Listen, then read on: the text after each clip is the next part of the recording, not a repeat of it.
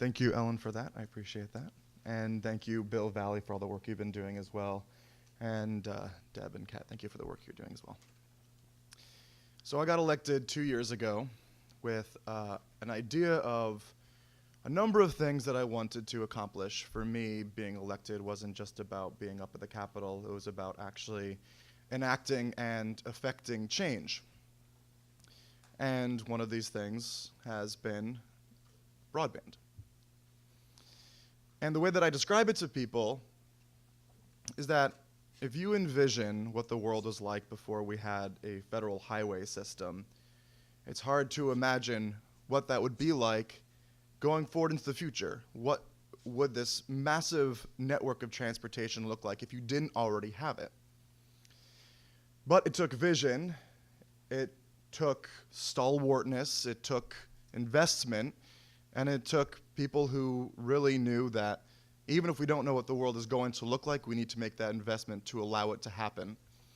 And that's what I see broadband as being, is that we have a patchwork of these sort of dusty bumpkin roads, but what we should be looking forward to is creating this patchwork of really incredible, fast, affordable gigabit internet speeds, not just for those infotech people and companies and not just for biotech, but to bring up the base so that everybody has an equal chance at a good education and we can have parents at home going to Khan Academy and knowing that they'll be able to access whatever it is they need to access.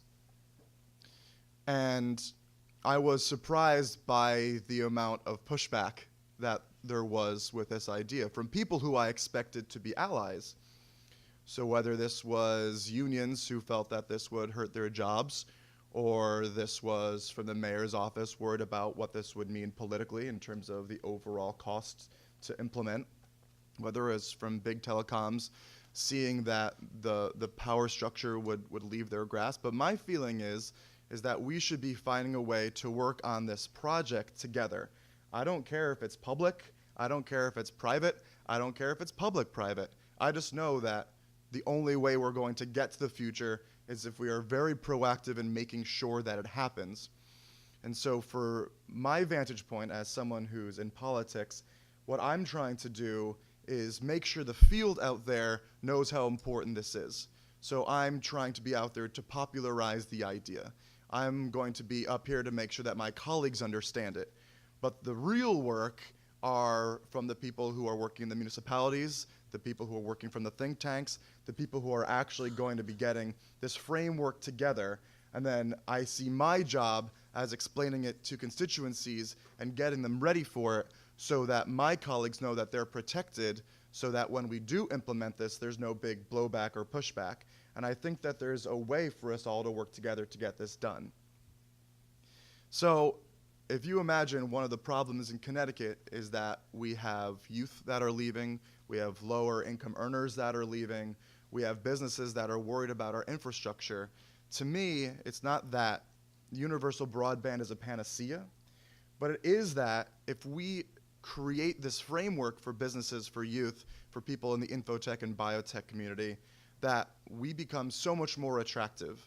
And that narrative out there that we're this high tax state and that we're pushing businesses out, I think one way to really combat that is to provide a really excellent service to anybody who wants to come here. And I don't think businesses operate in a vacuum. They want to make sure that their employees are happy. And what could make someone happier who's working for an infotech firm to know that when they go home, they have access to affordable infrastructure, affordable broadband, and who's to say that we can't become the Silicon Valley of the East Coast? We have the purchasing power because we're a wealthy state. We're a smaller state, so we're fairly condensed. We are the perfect place to implement this.